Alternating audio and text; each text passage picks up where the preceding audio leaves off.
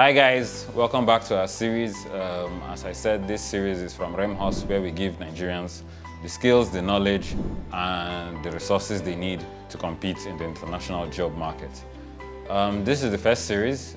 For now, I'll just call it the Remote Job Toolkit. Okay? It's not too complex. It's the stuff you need before you can start applying for remote jobs. Of course, most of you know the first one. It's your resume or your CV. So this video is about prepping, updating, upgrading, or just checking in on your existing resume or CV and how to make it compliant and most appealing in order for you to get remote jobs. It's the very first step, ultra important step. Your CV has to be on point before you start any applications whatsoever. That's what we'll do in this video.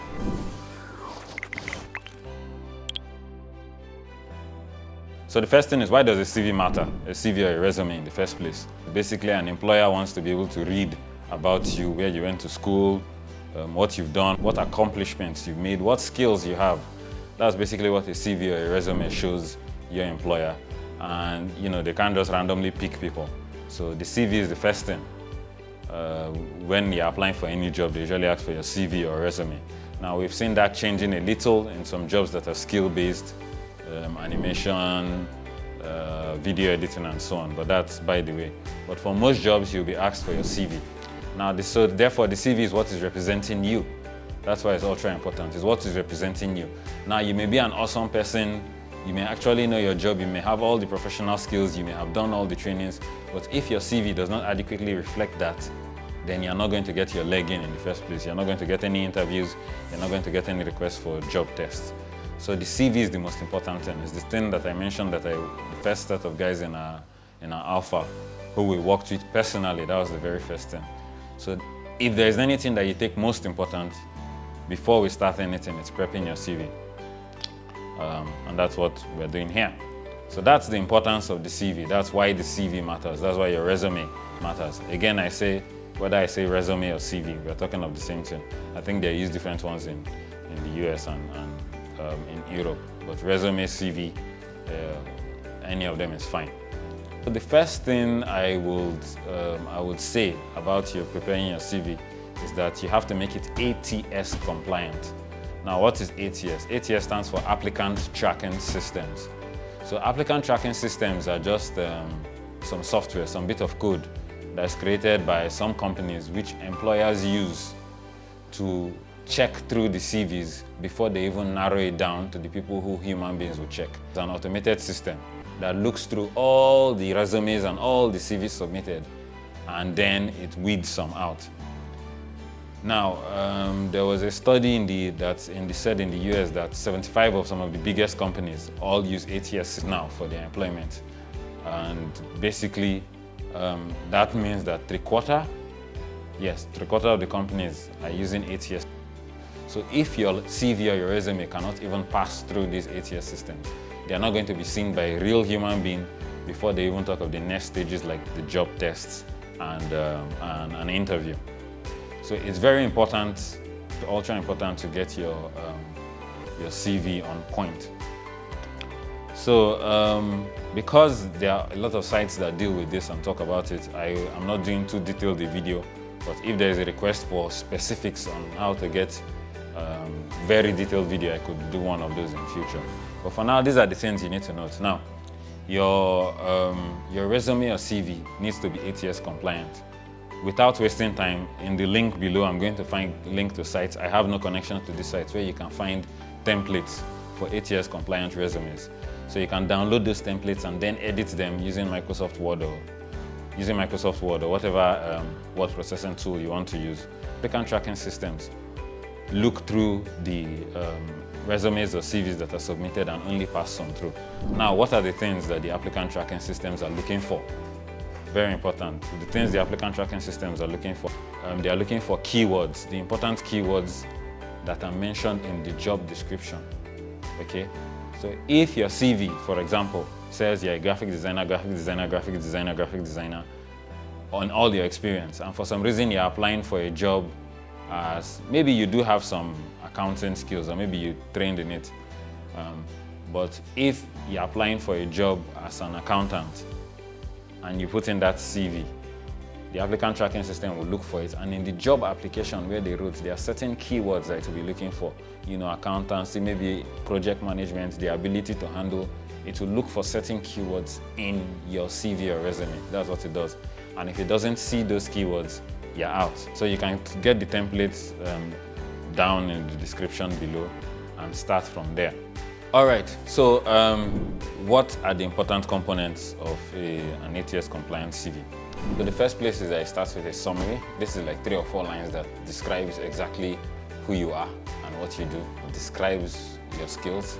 I am a creative professional with over 20 years experience in various fields, including videography, animation, design, conceptualization, and so on. I'm also passionate about something, and so on. So it's like 3 lines. After the summary or profile, the next section is typically your experience, right? Different resume templates use different styles, but typically I prefer your experience here. Now your experience is done in reverse chronological order. So it's not as it happened, but it starts from the most recent job or position you have now, and then goes backwards in time to the first job or position you held.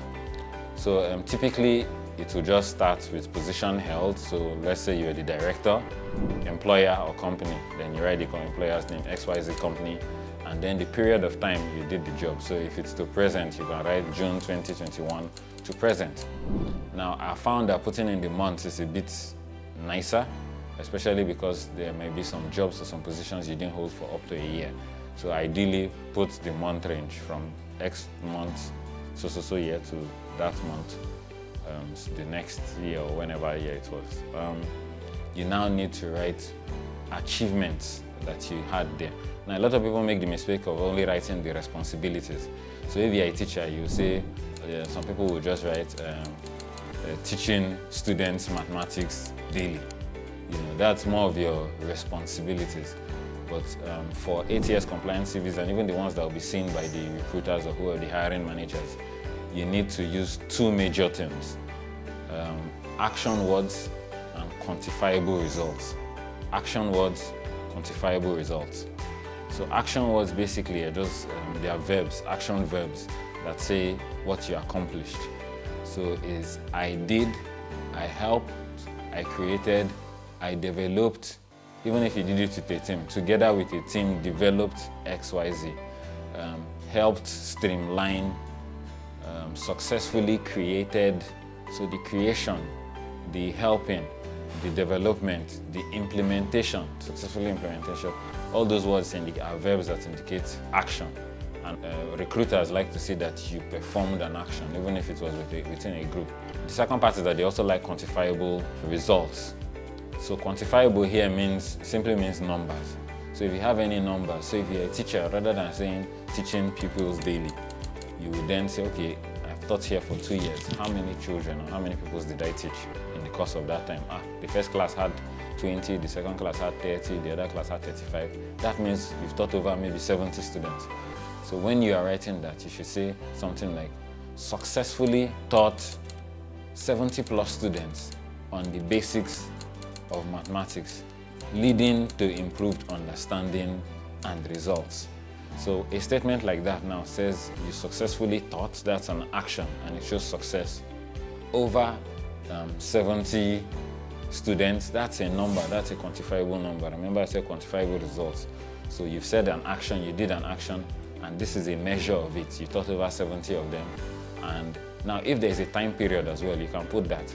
So taught over, like if you taught those 70 students in a shorter time and that makes it an achievement, an accomplishment, add it. I taught over 70 students over a 6-month period, which led to improved understanding and results. Now, if you're in a company or organization that your profit went up or your numbers went up, and you can add that led to a 45% increase in the results, profits, or margins or something, you know your business and your industry. Even if you're a DJ, I actively DJ'd at 250 events, you're working freelance. Those are just examples of how you can put the numbers, and like I said, I can do another video specifically on those. But once you've gotten through the experience section, replicate that downwards. The next section is your education, and education is similar.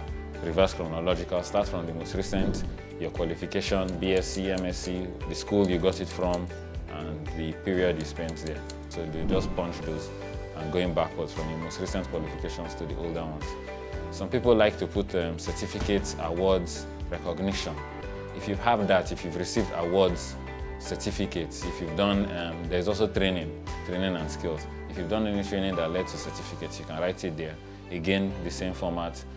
Write what qualifications you got, who gave you the certificate or wherever you did the training, and or who, in this case, who gave you the award or this thing, and the year, the period it was awarded. So if it's like awards or certificates, you can just write the month it was awarded.